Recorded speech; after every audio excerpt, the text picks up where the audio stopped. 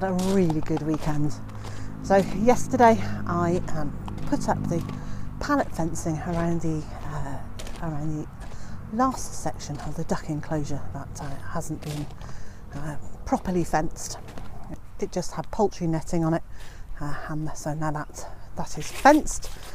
So I'm very pleased about that. And then my friend Jane came over yesterday lunchtime, and she's now gone home because it's now Sunday afternoon.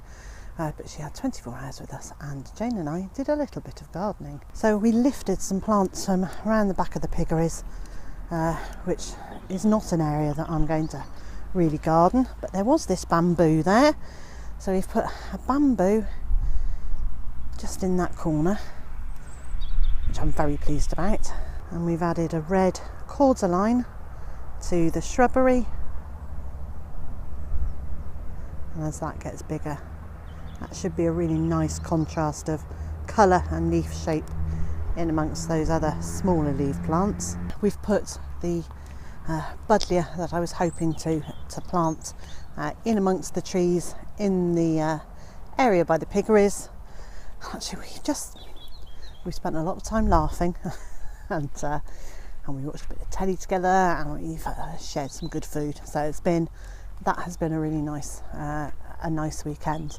The thing about Jane coming over is she has loads of energy and loads of enthusiasm, and that enthusiasm is quite infectious, and she really spurs me on to get the next chunk of work done. Do with Jane being here every weekend, but that's not going to happen. So but when she does come over, we spend a chunk of time in the garden doing jobs that are just more easily done when there's two of us. So we've got some of the blueberry plants that we were given by James and Dee from the Happy Homestead. And we've got those into the ground. There's one there, and then there's one further back there.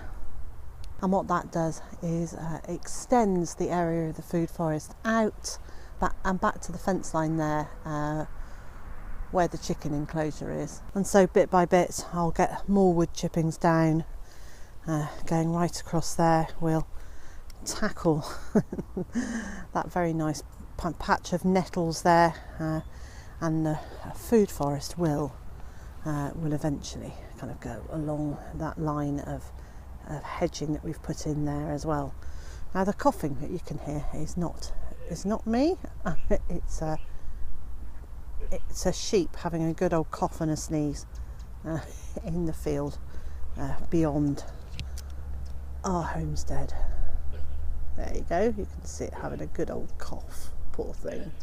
Now coming through the chicken covered walkway and out into what we call the diesel field, so named because Jack and Diesel were the first chickens we got, and this was very much the diesel field as opposed to Big White's field. I have marked off the back half of the field, which is an irregular shape, but I've used flexible chicken wire to go literally from side to side to secure this section. Now at the moment you can see just here I have it tied up so the chickens have got access to come underneath it for now. But this morning, armed with nothing more than a couple of spades and a healthy dose of determined woman power, Jane and I set to work on this area. And I'm so delighted. I am so delighted. We have dug out 2 trenches, which are about, I'm guessing, well, I am going to guess, they're about 18 feet long and 1.5 to 2 feet wide, and piled this trench's soil up here and this trench's soil up there. And the chickens have been helping us by picking up worms. I don't know how much help that is really, but anyway, the chickens have been here, and these are the little chickens. These are the youngest ones we've got, so there's been 9 little chickens keeping us company while we've been doing this. And the reason I wanted to do this is I want to plant in here, and this is the area that I've been Well, first of all we had the circle of love on there. That was the circle of straw bales that we threw all the leaves and all the garden waste into, the grass clippings, the muckings out from the chicken house and everything like that, and the chickens scratched through it, fertilised it and tilled it, and so that has made that area very nice. And then also for about the last year, every time we've cleaned out the deep bedding in the chicken shed, I've tipped it onto the ground here. So hopefully the soil is fertile and a little improved, and it is improved. It was very obvious while we were digging it that the top inch or so was much better than the rest of it.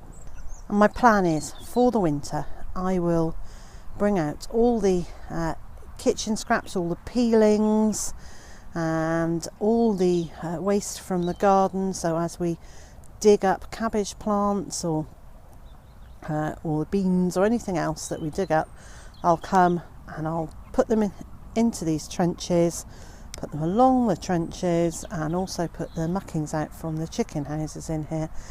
And so we have basically 2 long thin compost heaps, and then next spring I can plant up these rows, and they should have the plants that go into it should have a good healthy start in life with lots of compost at their roots. Over the next few weeks, weather permitting, I will continue to work my way down the garden here, and my plan is that this will be the only time that I will use a spade in this area and dig a trench. And after this, once the soil has gone back into it, these will become more no dig beds, and it's so exciting. And then this area will become a productive area too. When we moved in, this ground had very little life in it and almost no worms. Now the soil is absolutely teeming with worms and life, and is looking quite fertile. And I've been improving the soil's fertility by adding loads of organic matter to it, and the chickens have been scratching over it, and basically they've been preparing the ground ready for me to plant. And so all in all, it has been a fabulous weekend, and I'm delighted to spend some time with Jane. And I think tomorrow I'm going to be having a day off, so there will be no vlog tomorrow. Mr. J and I have got stuff that we need to be getting on with. And so, wherever you are in the world, and whatever you've been up to this weekend, I hope it's been a really good one for you too. And I also hope you can join me again next time.